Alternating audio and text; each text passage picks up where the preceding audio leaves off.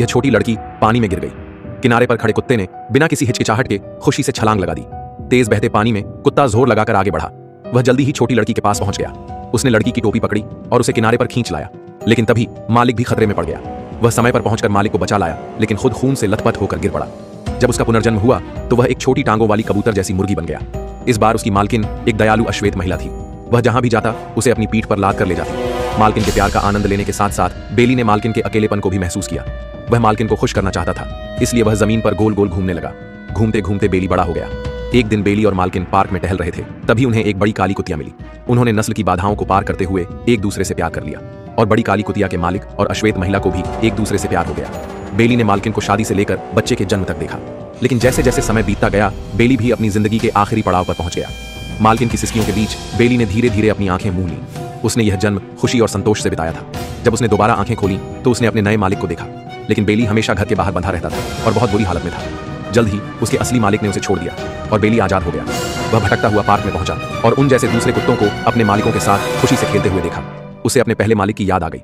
अपनी यादों की गंध का पीछा करते हुए वह शांत जंगल से गुजरा, साफ धारा को पार किया और आखिरकार उस खेत में लौट आया जिसके बारे में वह दिन रात सोचता रहता था। सब कुछ इतना जाना पहचाना था। एक बूढ़े हो चुके एथन को देखकर वह उत्साह से दौड़ पड़ा और उसकी गालों को चाटने लगा, लेकिन मालिक ने उसे नहीं पहचाना।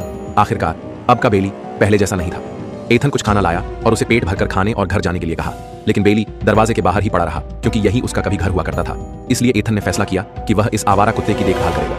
उसने बेली के लिए एक नया पहचान टैग बनाया और इस तरह एक आदमी और एक कुत्ते ने एक नई जिंदगी शुरू की। लेकिन उसने पाया कि एथन इन सालों में खुश नहीं रहा था। जवानी में अपनी गर्लफ्रेंड से ब्रेकअप के बाद उसने फिर कभी किसी से प्यार नहीं किया था। इसलिए बेली ने मालिक की मदद करने का फैसला किया। अपनी यादों की गंध का पीछा करते हुए वह एथन की पूर्व गर्लफ्रेंड को ढूंढ लाया। वक्त तेजी से गुजरा। वह अब दादी बन चुकी थी। महिला नीचे झुकी और कुत्ते का कॉलर उठाया। उसने एक जाना पहचाना नाम देखा। बेली के नेतृत्व में महिला खेत में पहुंची। असल में इन सालों में वह भी एथन के बारे में सोचती रही थी। यह जानकर कि पूर्व गर्लफ्रेंड भी अब अकेली है, दोनों ने फिर से साथ आने का फैसला किया और एक देर से होने वाली शादी की। और बेली की जिंदगी की आखिरी इच्छा मालिक द्वारा पहचाना जाना था।